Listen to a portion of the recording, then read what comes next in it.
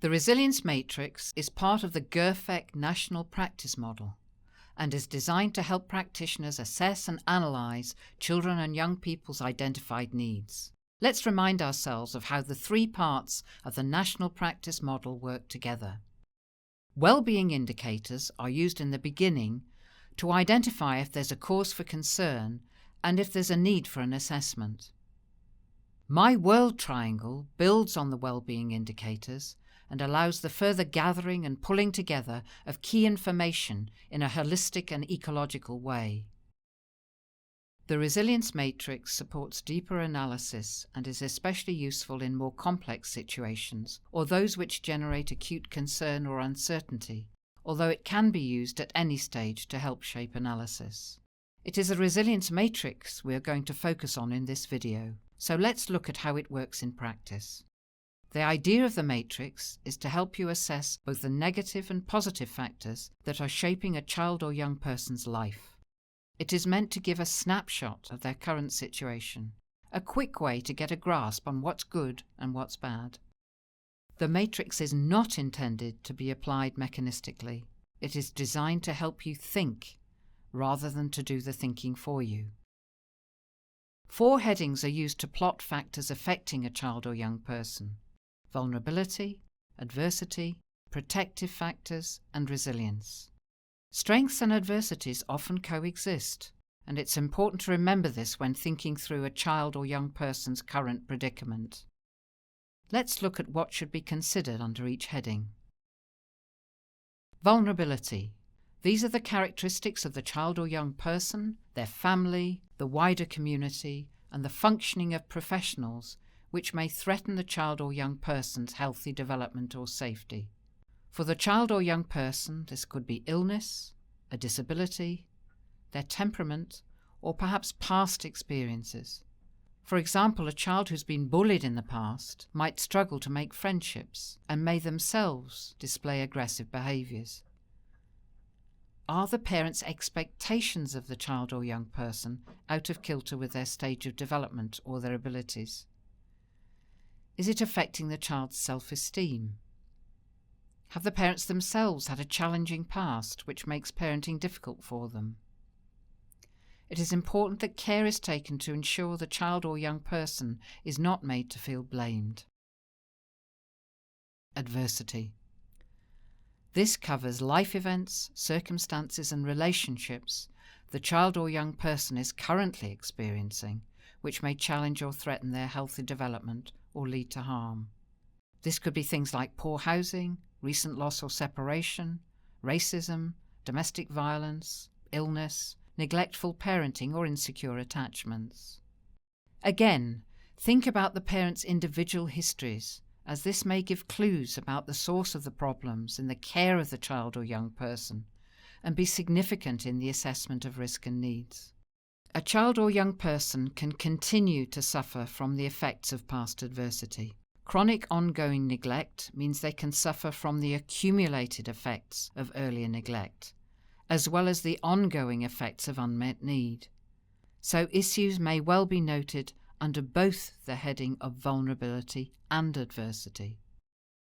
You may find it difficult to decide whether a factor should be placed under vulnerability or adversity. Don't worry too much about the placement. The important thing is to note it as a negative factor in the child's life, and then you can weigh it against the positive ones when it comes to analysing them. Protective factors. These are aspects of the child or young person's life which may act as a buffer against the negative effects of adverse experiences. This could include warm relationships with adults who are sensitive and responsive to the child's needs within the family or wider community. They may also include supportive relationships with siblings or friends. Additional protective factors may lie in the wider environment. For example, membership of an activity group, such as a junior football team or dance group. School acts as a haven for many vulnerable children and young people, and a sense of belonging to a school, community, or a positive relationship with a responsive adult within the school can be powerfully protective. Resilience is the characteristics of the young person or child that help them cope with adversity and vulnerability. For example, they could have a sociable temperament, an ability to reach out for help, a sense of humour, assertiveness, cognitive skills.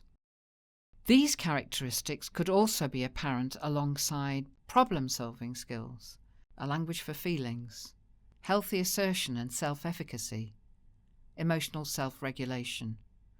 All these abilities or skills can be nurtured or encouraged. It's really important to take into account what may be already helping the child or young person. It is often fruitful to plan on building established strengths alongside building up other factors. So let's have a go of using the matrix. We'll use a situation you might face as a named person in health or education. And although it might be far from the most extreme case you might encounter, it illustrates the possible use of actions to ensure a child's protection and enhance their well-being. Tommy is 8 years old and his teacher's concerned about him. He's been turning up for school dishevelled and has been late on several occasions with no real explanation given. He has a good relationship with his teacher, and she is aware that he has been increasingly worried about both his mother and his sisters. His teacher, as the named person, and the family health visitor use the matrix to assess Tommy's predicament. Vulnerability. Tommy is anxious about his mother because of past marital conflict. This was enhanced by his mother's previous periods of postnatal depression and emotional withdrawal. Adversity. Tommy's separated from his father. He's adopted a parental role of looking after his mother and siblings. His mother is currently depressed. There's been a loss of nurturing routines. Resilience. Tommy has a winning personality. He has an ability to respond to adults. He's intelligent. Protective factors. Tommy has a positive attachment to his grandparents. He has a good relationship with his teacher. His mother trusts both the health visitor and the teacher. His father is consistent in concern and in contact.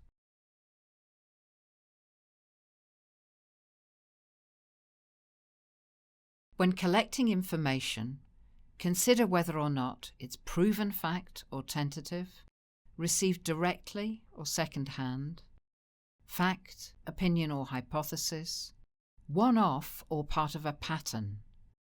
This is just as important as identifying any gaps in the information you might have. The following questions may help you make sense of what is getting in the way of or what is promoting Tommy's development. Vulnerability.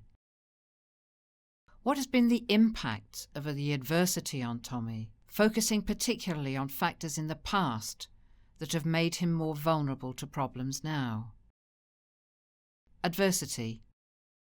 What can be done, if anything, to reduce or remove the factors increasing risk of harm or developmental compromise to Tommy now?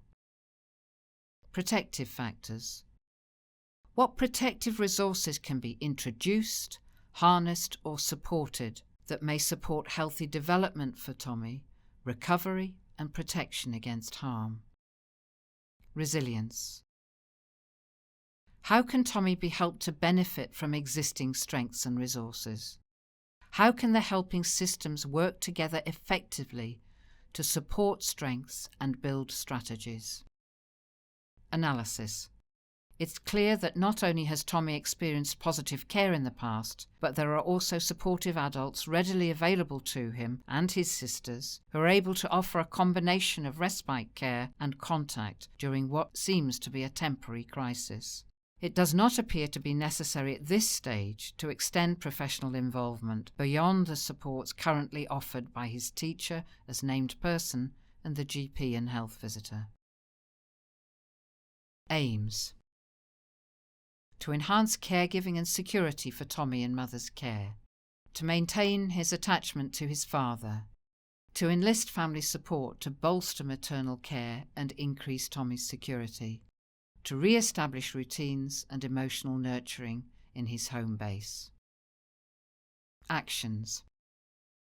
The maternal grandparents to offer respite for Tommy and his sisters, giving his mother time to adjust to her antidepressant regime and counselling support.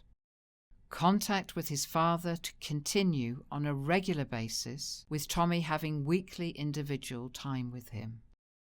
The GP and health visitor to offer mother support with her depression.